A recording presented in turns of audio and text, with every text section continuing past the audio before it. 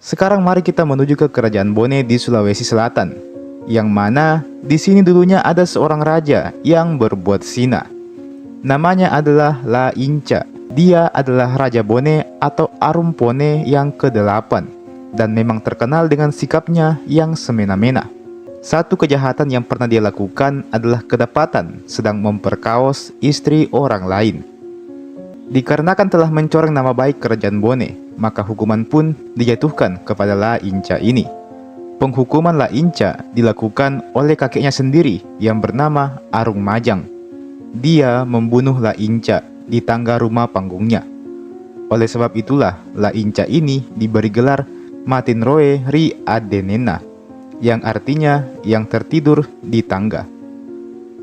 Sebenarnya, tindakan semacam ini termasuk melanggar hukum adat di Bone, di mana kalau di Bone, menentang pemimpin, apalagi membunuh seorang pemimpin adalah perbuatan yang sangat dilarang.